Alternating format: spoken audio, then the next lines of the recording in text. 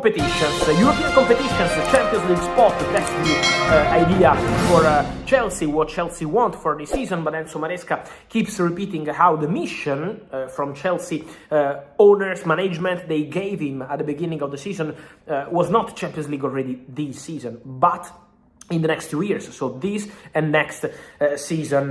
But what I can tell you guys is that despite the recent results, and I understand the frustration I see on social media and everywhere from Chelsea fans in terms of results in the last few months, what we can say is that internally at Chelsea they remain convinced that Enzo Maresca is the right man for the job. So there is no danger, no problem, no issues.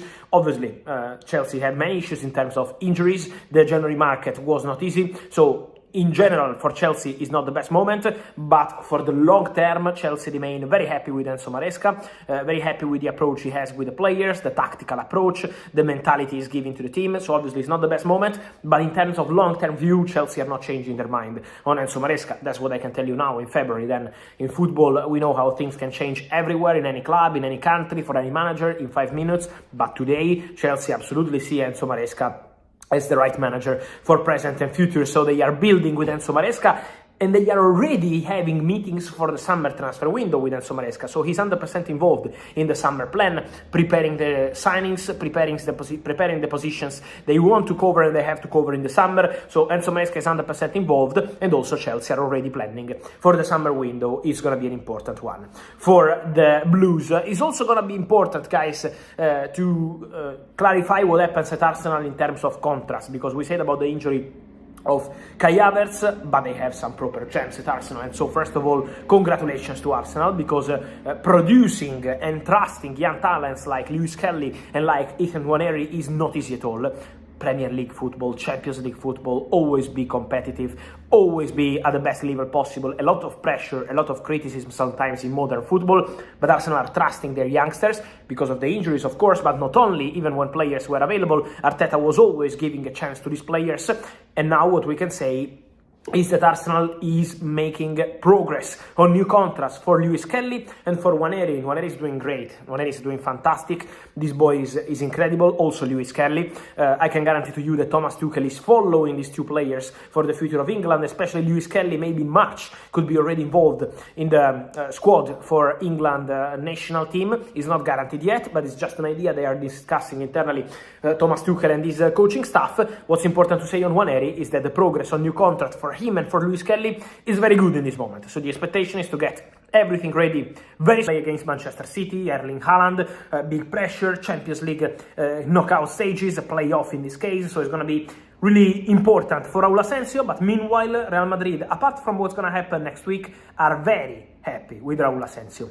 It's about the attitude, it's about the development, it's about the performances, how he's working in training, how he's playing on a weekly basis. Now many injuries for Real Madrid in that position. We know about Toni Rudiger, David Alaba, of course Eder Militao still recovering from his ACL injury. So for Real Madrid, a tense moment in terms of defenders not available, and Raul Asensio is doing very well. What's the current situation? His current contract at Real Madrid expires in summer 2026, so in 1 year, and includes a release clause of 50 million euros available for every club already in the summer. This is why Real Madrid absolutely want to advance in negotiations to extend the contract of Raul Asensio. They are quite calm and optimistic because they feel the player loves Real Madrid. This is showing this kind of commitment in every game. You can see the attitude. This is why Real Madrid fans see in Raul Asensio the potential to be one day the next Sergio Ramos. Of course, we wish him all the best. Still a long way to go, but the leadership, the quality of this boy looks really interesting. And internally at Real Madrid, the coaching staff, so Carlo Ancelotti and all those working with the player on daily basis, but also the management team, all in the same direction. This boy deserves a new contract at Real Madrid. So longer deal, removing the 50 million euros clause,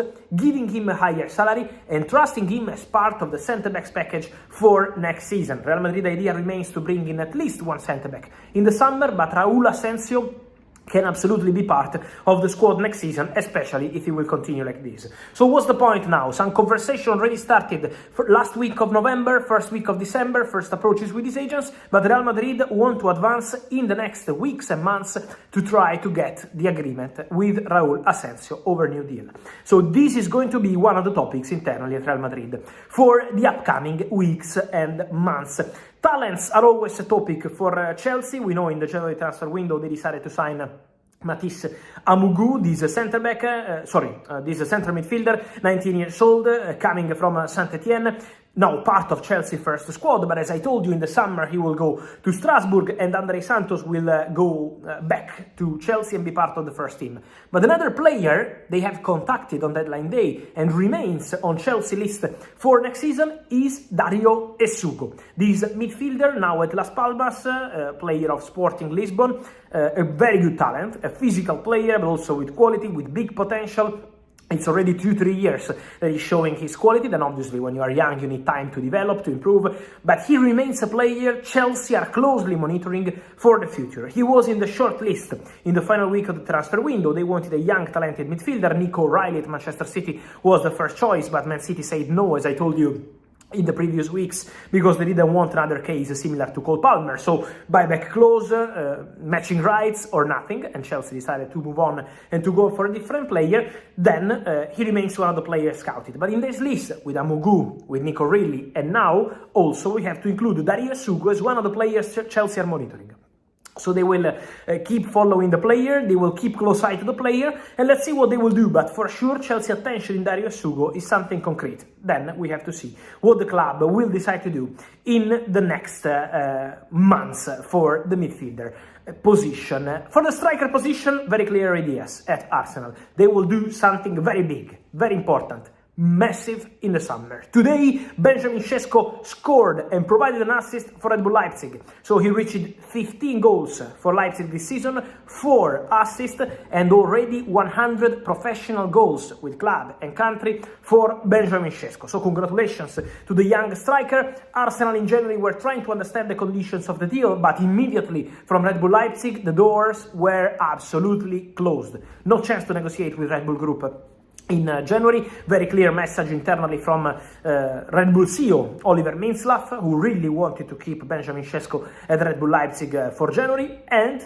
in the summer the feeling is completely different.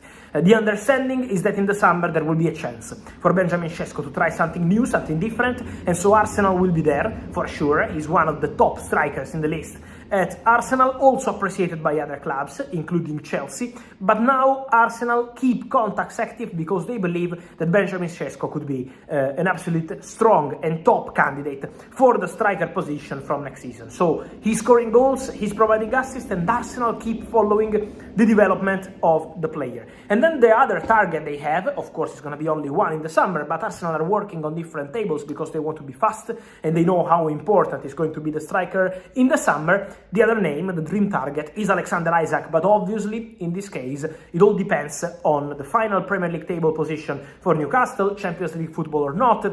So was also the desire of the player, who knows that Newcastle want to offer him a new deal. So Newcastle plan to advance in talks to offer a new contract to Alexander Isak, but we have to see what's going to happen there, because the dream target for Mikel Arteta is in love with Alexander Isak, and Benjamin Sesko is also very high on the list at Arsenal. But again, we have to wait and see what's going to be the budget, what's going to be the possibility to get one of these players in terms of opening the doors. What we can say is that today, February, for Sesko is already a very clear way in the summer to leave Leipzig and try a different opportunity. But again, now the player is fully focused on Leipzig. Again, goal as assist today, so you can see his commitment. And then Alexander Isak, we have to see how Newcastle will put their position, because in January, also for Newcastle, there was never a possibility to let the player go mid-season, and also in the summer is not going to be that easy. And then, guys, in the summer, keep an eye on Al-Nassr, because Al-Nassr want to do something important in terms of winger. They tried with 2 bids